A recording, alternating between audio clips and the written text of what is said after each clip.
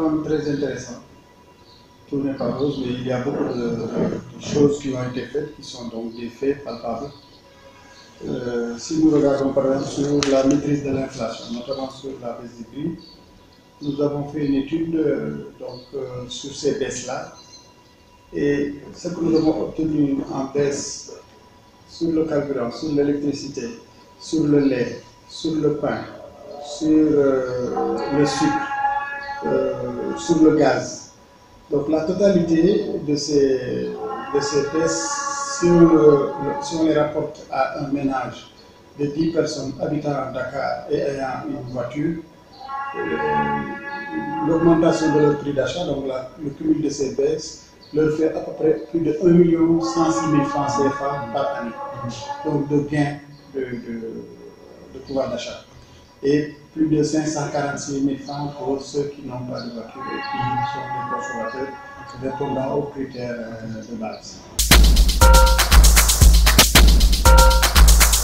Si, je vous dis, ça c'est le pouvoir d'achat. Okay. Donc ça c'est des faits. Hein, par rapport au salaire alors? Oui, parce que déjà, même sur les salaires, vous savez, il y a eu ce qu'on appelle la fiscalité sur les salaires qui a été baissée. Hein, donc qui a permis aussi d'augmenter les salaires quelque part. C'est vrai, bon, les syndicats demandent aussi des problèmes qui sont liés à la pédagogie, qui ne sont pas forcément des problèmes de finances. Hein, donc tout ce qu'ils demandent aussi, ce n'est pas seulement, par exemple, il y a l'indemnité de logement, donc ce n'est pas le salaire, c'est quelque part qui vient se mettre au niveau du salaire. Une revalorisation donc, de l'indemnité de logement, etc.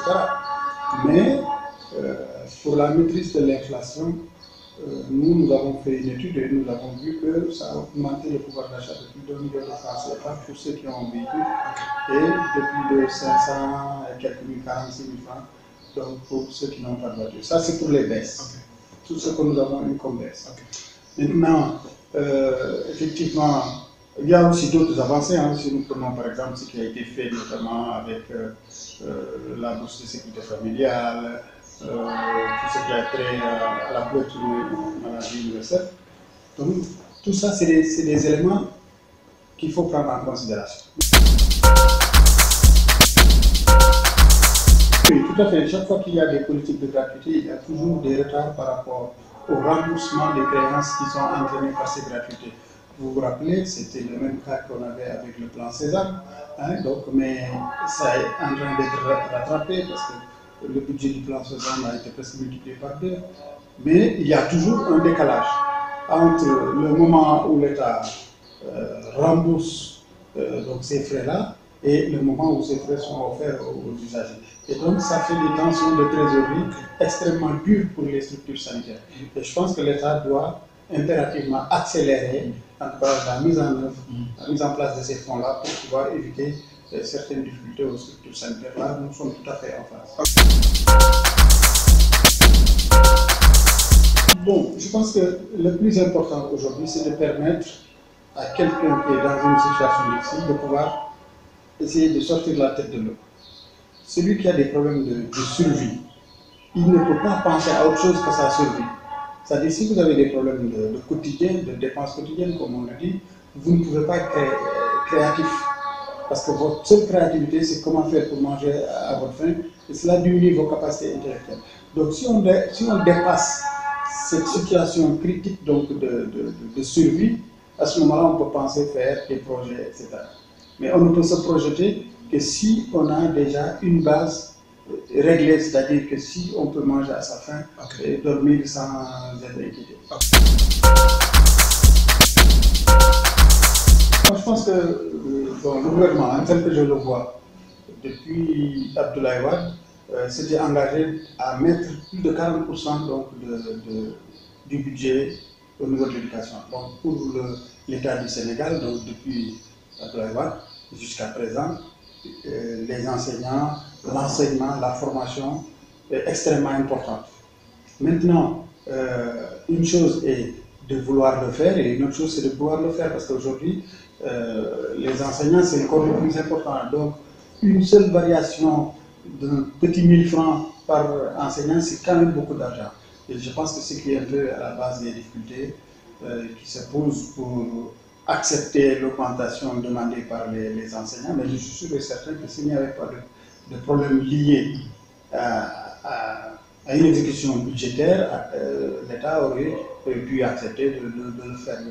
C'est ça. Maintenant, je pense que ça c'est la principale difficulté, mais à mon avis, bon, l'État n'est pas contre les enseignants. Au contraire, mais ils sont nombreux. Donc, ce qui fait que les incidences financières qui découlent des accords avec les enseignants, c'est quand même toujours beaucoup d'argent. Il y a un élément extrêmement important que les Sénégalais doivent prendre en compte. Il y a des phénomènes qui, dès qu'ils se déclenchent, il y a des détraqués qui viennent s'y mêler. Vous comprenez? Il faut comprendre parce que ce n'est pas forcément lié à des activités mafieuses, etc. Vous avez vu récemment, on a commencé à montrer qu'il y avait des gens qui étaient perturbés sur le plan psychologique, qui ont simulé des rafles des enfants parce qu'ils sont malades. Donc il y a ça aussi qui se pointe à chaque fois qu'il y a des phénomènes comme cela. Si vous voyez, par exemple, de temps en temps, on vous dit, oui, il y a Guinéman dans une école. Non, parce que c'est contagieux, c'est un état d'esprit psychologique. Ou bien vous voyez qu'il y a des zones où il y a toujours des incendies. Parce qu'il y a des fous qui se mêlent là-dedans et qui mettent des incendies. Donc ça aussi, c'est un élément qu'il faut prendre en compte et que les gens ne prennent pas en compte. Maintenant, l'autre élément, c'est que la sécurité, c'est l'affaire de tous.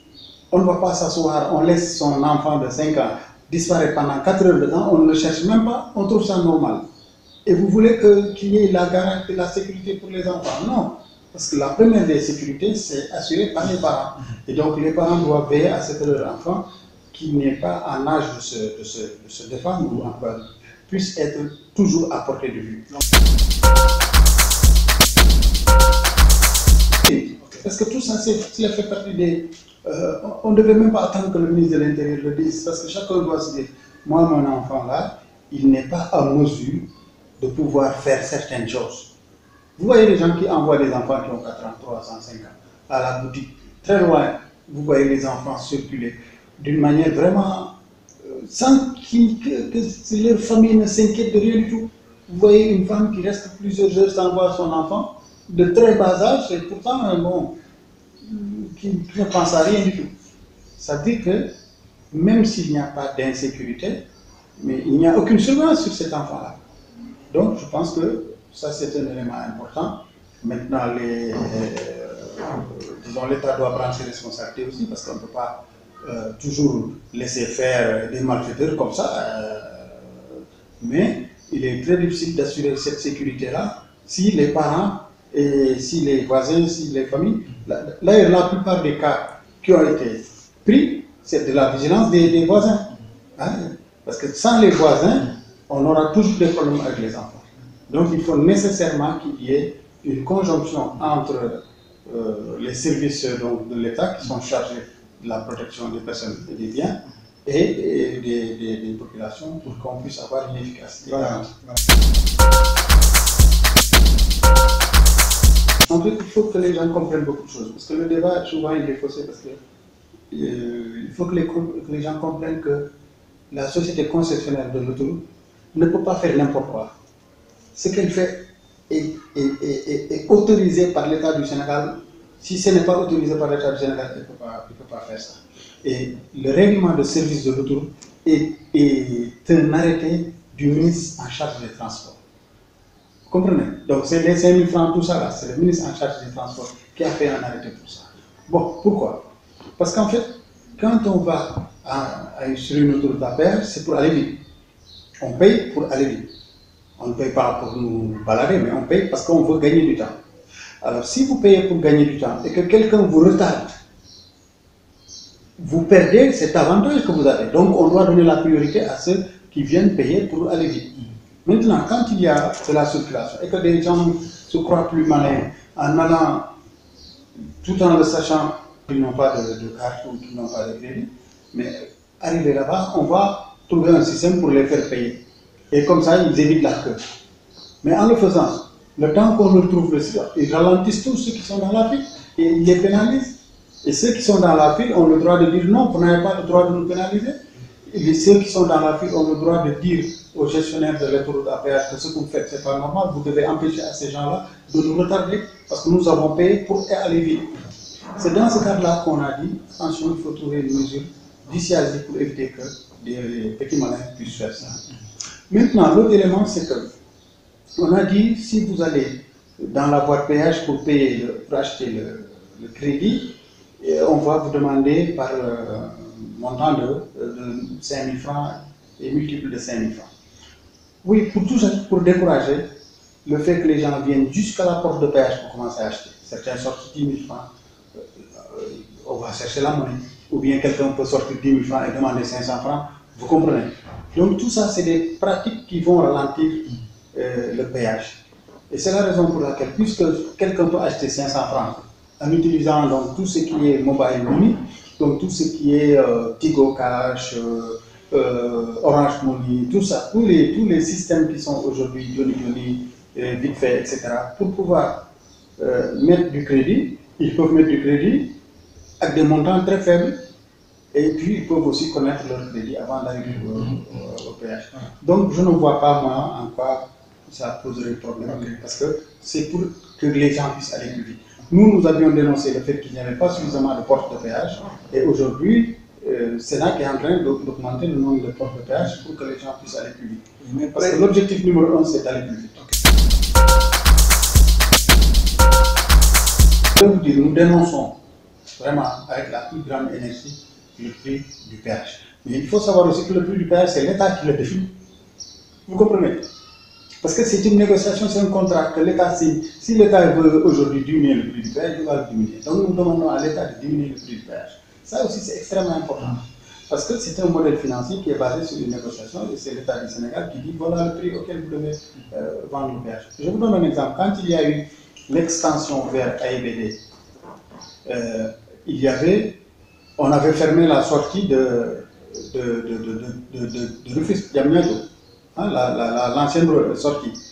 Et vous étiez obligé de sortir par derrière, donc vers Sébikotane Diamniadio, vers l'hôpital. Et à ce moment-là, vous payiez pour sortir. Vous comprenez donc? Parce que tout simplement, le chef de l'État avait demandé qu'on baisse les prix du péage, ils ont baissé par là-bas, et ils ont fermé ici pour augmenter de leur côté. Et quand nous avons réinsisté, qu'on leur a redonné les instructions pour ouvrir le terminal. Donc, il y a quand même, pour nous, une nécessité impérieuse de baisser les prix du péage, d'autant plus que dans le modèle financier, l'extension de l'autoroute jusqu'à AIBD était, mais dans le modèle financier, Ila Touba n'existait pas. Donc Ila Touba, c'est un accroissement donc, de trafic sur l'autoroute actuelle. Et que par conséquent, on doit pouvoir baisser parce qu'il y a un gain donc, de trafic qui ne fait pas partie des calculs, en tout cas des projections qui ont été faites par l'opérateur. Tout simplement, aujourd'hui, ce qu'il faut faire, c'est qu'il y aura toujours une augmentation du trafic parce que de plus en plus de gens vont utiliser l'autoroute, parce qu'il y a de plus en plus de voitures et la nationale, elle est débordée. L'autre élément, c'est que quand il va y avoir aussi l'utilisation de Ila Touba, ça va encore augmenter, impacter aussi l'augmentation du... Rien que l'ouverture de AIBD, ça a augmenté d'environ 20%, donc le trafic. Donc vous vous imaginez avec Ila Touba, etc. Donc ce qu'il faut faire, c'est qu'il faut augmenter les portes de péage hein, pour que donc, le trafic se fluidifie, etc. Mais le trafic va continuellement augmenter. Alors, il faut que les gens comprennent que les autoroutes, si vous allez en Europe, les autoroutes ne sont pas éclairées, sauf en Belgique. Et la Belgique est en train d'éteindre ses autoroutes, d'éteindre les lumières sur les autoroutes. Donc, il y a des sections d'autoroutes qui sont éclairées. Et par exemple, toutes les sections qui sont des sections en agglomération doivent être éclairées. Par exemple, c'est la section Malixi jusqu'à Thiaroye. Par exemple, cette section, elle est à l'intérieur de l'agglomération. Hein, elle doit être éclairée. Mais une section où il n'y a rien, en race campagne, d'ailleurs même certains spécialistes disent que l'éclairage aussi est un danger pour l'automobiliste. Hein, parce que il y a cette fausse impression de sécurité qui fait que les gens vont encore appuyer sur l'accélérateur, etc. Et c'est la raison pour laquelle d'ailleurs beaucoup de pays aujourd'hui en Europe sont en train d'éteindre les lampes sur les autoroutes pour diminuer la consommation. En race campagne, si vous êtes sur la nationale, vous êtes dans l'obscurité. Oui, par exemple. Ce n'est pas que vous êtes sur l'autoroute, vous comprenez. En race campagne, c'est race campagne. Ok. Ce n'est pas parce que vous avez de la lumière en race campagne que vous êtes en sécurité. Je vous explique. Supposons que vous allez à Mour, vous prenez la nationale, vous tombez en race campagne, vous êtes tombé en panne, vous êtes dans l'obscurité totale. Oui. Ok. Est-ce que vous comprenez ça? Si vous étiez dans l'éclairage, ça vous aurait peut-être facilité le dépannage. Mais ça ne va pas forcément dire que vous serez plus en sécurité parce que c'est éclairé. Okay. Mais en agglomération, c'est pourquoi je dis en agglomération. En agglomération, les portions d'autoroute qui sont en agglomération doivent être éclairées. Okay. Donc c'est toutes les parties où nous sommes en agglomération. Maintenant, si l'État le veut, s'il peut éclairer de bout en bout, du début de Ila Touba jusqu'à Touba, du début de l'autoroute jusqu'à AIPD, bon, je pense que... Mais si vous regardez ceux qui ont eu des autoroutes depuis très très longtemps, à part la Belgique, en Europe, les autoroutes ne sont pas éclairées de bout en bout. Okay.